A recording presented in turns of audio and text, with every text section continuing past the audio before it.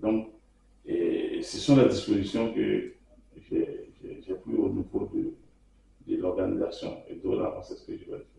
Pour éviter que cette situation malheureuse se répète. Téléspectateurs de OCG TV, vous suivez votre émission Ma Parole de Vérité et nous sommes avec M.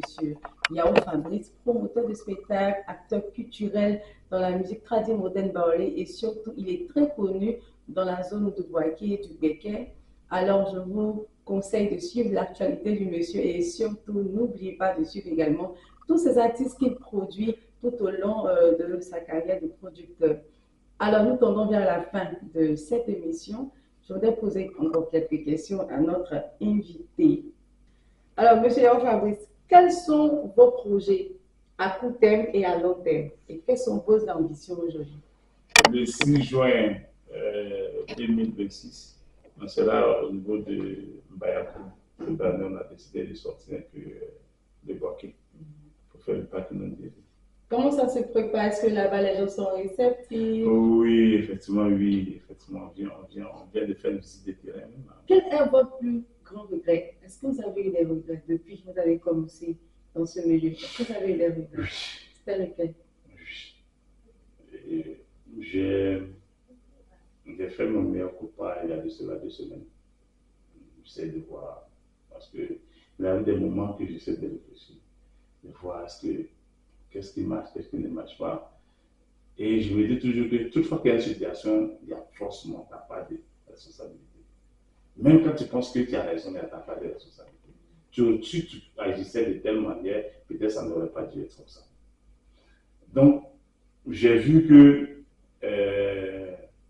à un moment donné, j'étais le super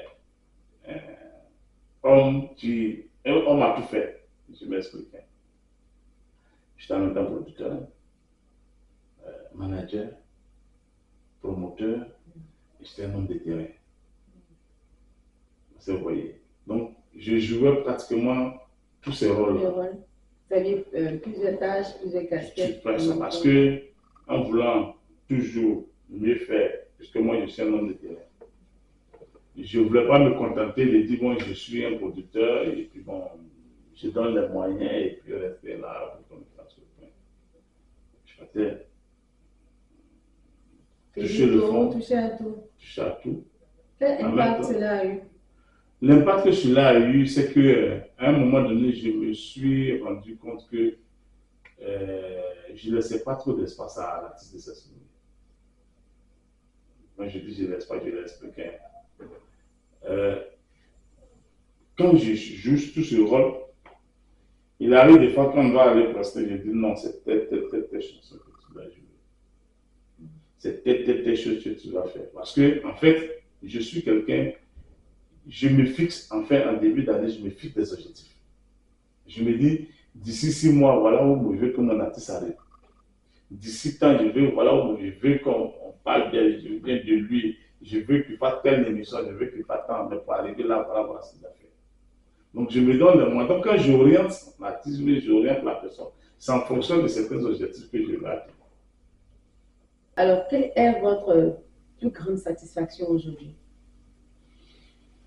La plus grande satisfaction, c'est de voir ton produit évoluer et puis arriver à certains niveaux. Et dans si peu de temps. Et ça, c'est très important.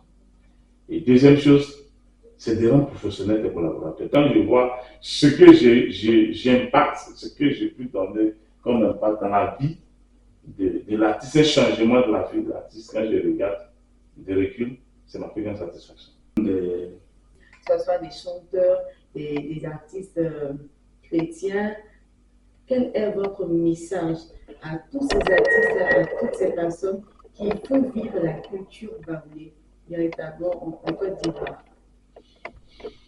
D'abord, je vous remercie pour le temps que nous avons passé.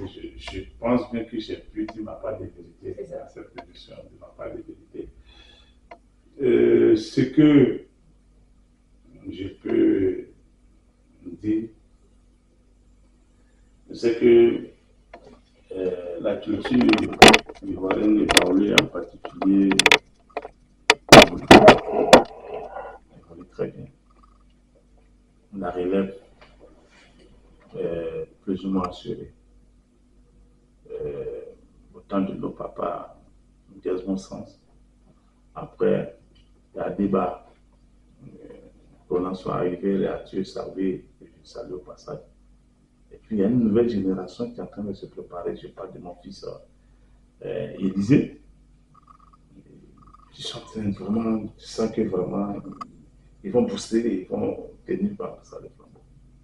Mais le gros truc que je souhaiterais, c'est vraiment s'organiser. Et puis je souhaiterais qu'il y ait moins de méchants dans le milieu. Les gens sont prêts à diviser les gens. Il y a une autre partie, il y a une autre, je ne sais pas, espèce de personnes, surtout dans ce milieu, que je ne souhaiterais même pas, qui dure dans le milieu. C'est qui? C'est qu'il y a des personnes qui n'ont jamais fait d'artiste. Ceux qui j'ai regardé la caméra et je dis, faites vous-même vos propres artistes. Téléspectateurs de OCG TV, vous avez suivi votre émission Ma part de vérité. Nous étions avec monsieur Kofi Yao Fabrice, il est promoteur du spectacle, manager. Il est également, aujourd'hui il a dit qu'il a décidé de se circonscrire, donc il est producteur et promoteur d'artistes. Voilà.